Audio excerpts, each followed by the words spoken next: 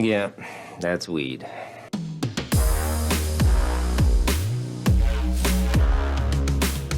What's going on, guys? Logan JYA here with my boy Mark, aka Baby Dragon, who's sporting a Sunavalon deck unlike no other, my friend. What were you able to do today? You topped OTS, right? Yeah, I topped OTS. I placed third with X1, mainly due to just a misplay game 3 against a Despia deck. Gotcha. I foresaw him having something in which he didn't, and just got punished for it. Hey, no worries, but let's check out this list. So starting off, best normal summon of the deck, 3 Genius Loci.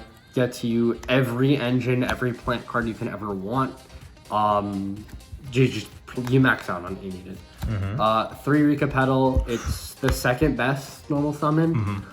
It adds, and the main thing with this card, just don't forget that you can summon it back during your opponent's end phase when you don't control plant. When you control no monsters or just plants. Got it. I forgot that a lot. Give this card a super, please. That card's crazy, isn't That it? card is fucking broken. Summoned itself from hand for essentially free. You don't need to control anything. Blocks you into plants. Spoiler alert: this deck does not just doesn't care.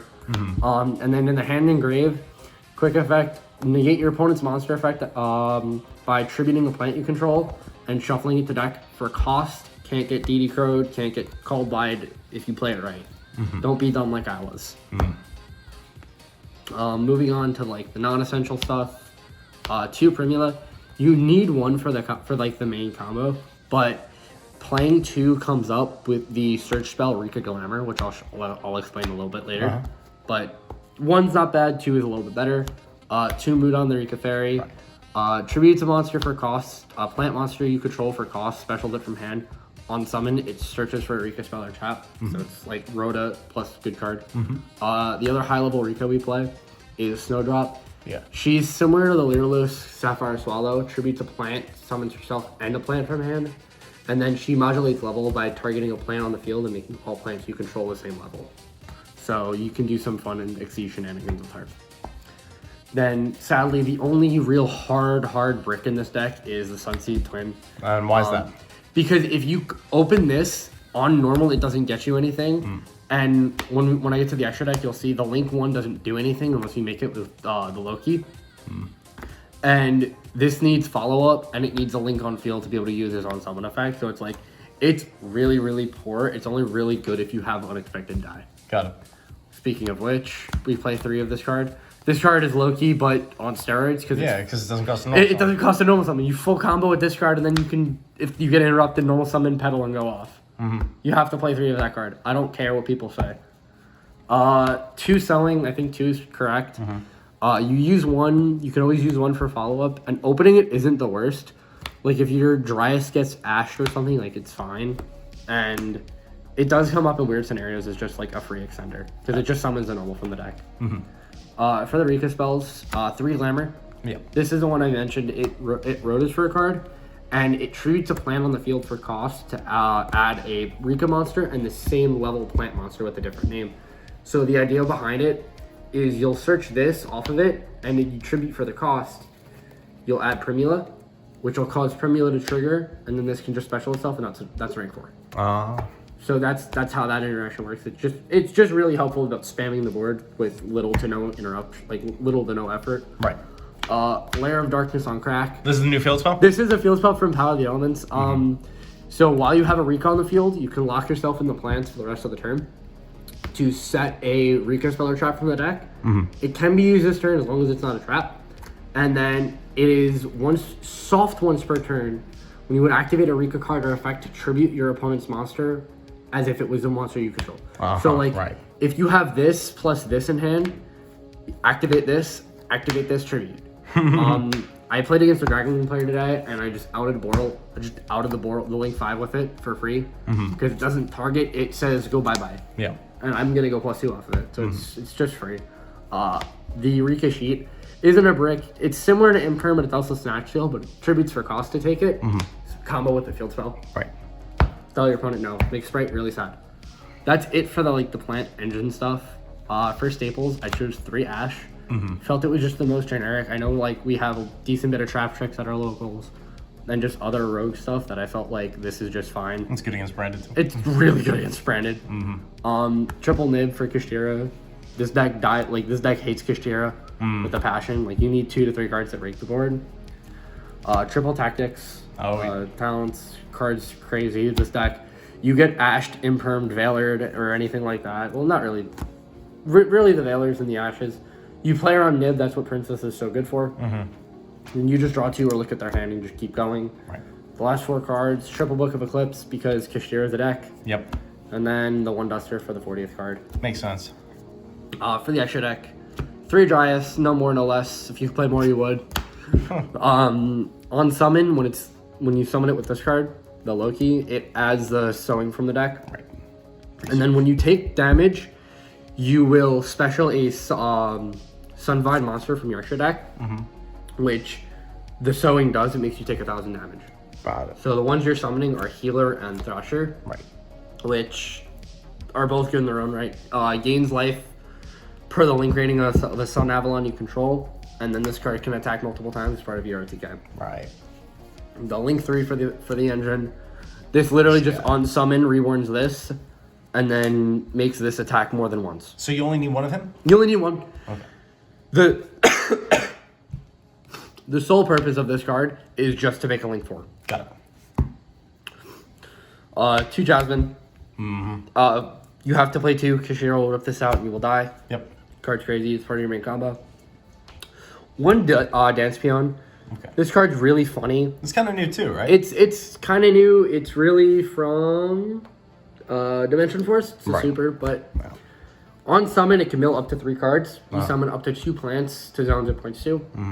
Not super relevant, at least if you're me, because you have the worst luck in the world. But the really important thing is it's just like Snowdrop. If it points to 2 monsters or even just 1, you can target a plant in the grave, and the level of the monster of the plants it points to becomes that. Got it. Okay. So it's like another that Rikka, I get it. Yeah, it's like more ways of just getting your levels to match, and then the main link 4 that you're summoning with the Melios. Oh, this guy, yeah. Bounce, keep in mind it summons back, and it banishes when it leaves the field. Don't be dumb. For the XCs, starting with the high levels, I chose 1 Elsie because Was it worth it? This really didn't make it that much. The only time I made it was just so I didn't play into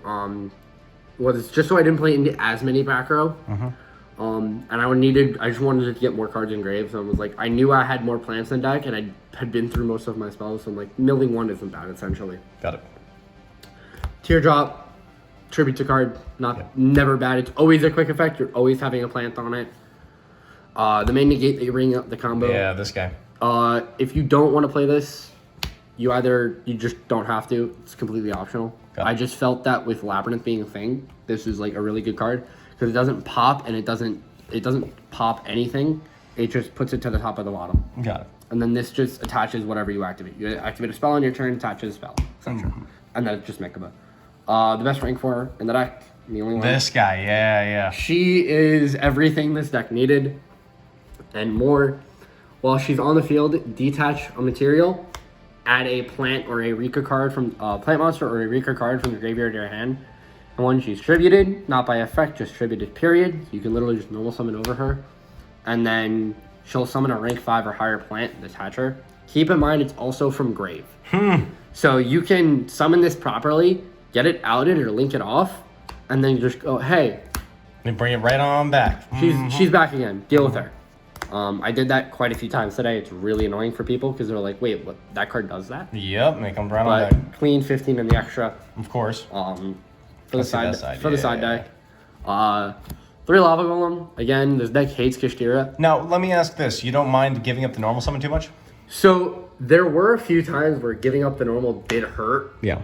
But I will say that, at least in my opinion, from my experience, it is well worth giving up your normal summon, considering you have enough ways to like get to Dryas trigger, and then also you could just open this. No, of course. And that be card, yeah. You open die and Lava Golem, you're like, that's free. I'm just gonna cook. We're letting them cook today.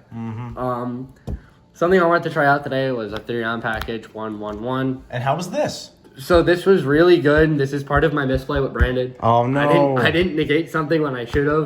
Because I foresaw him sacking me like he normally does. Shout out to you, Sean. But this card's free. It's a plant. Yep. You search it off Jasmine. You can search it with the Rikka spell because Snowdrop's an 8 and so is this. Did that a lot today. And then he's just a negate. And this is just a negate. It's mainly for evenly. So if you don't want to play these or you can't afford these, a budget option would be just Judgments. Gotcha. But I would probably take out the next card for Judgment if I was to play it. I chose 3 Book of Lunar Eclipse. And we were talking about this at the start of the day. Yeah. It wasn't too good? So it's not even that it wasn't too good. It's just that against in theory, it works really good. Like just having 5 to 6 book cards would be fine. But I'm either gonna switch these to Judgments and then put these to just normal Book of Moon. Because the discard, typically I only hit 1 to 2 cards. I put this in against Trap Tricks over Nibiru. And I'm like, okay, book the Rafflesia. I can't do anything else, but I'm discarding to Book of Moon something. Yeah, that's so it's fun. In a lot of situations, it's just really mid. Gotcha. Triple evenly, Labyrinth is a deck, and going second, this deck hurts. Imagine cross-ending this, I'd feel a lot better. And then best card of the deck, MVP. Rivalry. We know it's all plans. Yeah. Who were you locking out with this? Everybody.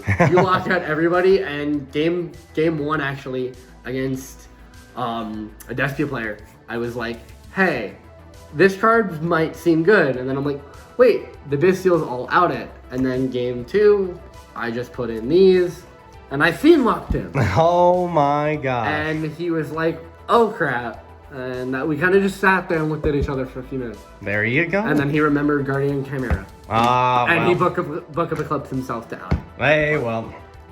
Anyway, Mark, I didn't ask you at the start, so any shout outs you want to give before we wrap it up? Obviously to the chat, to the Logan JYA channel and community, one of the best around here. Okay. And shout out to Hobby Shop. Let's go. All right, Logan JYA, sign off. Have a great day. I'll see you beautiful people later. Peace. 四角そう四角い空心の隙間埋め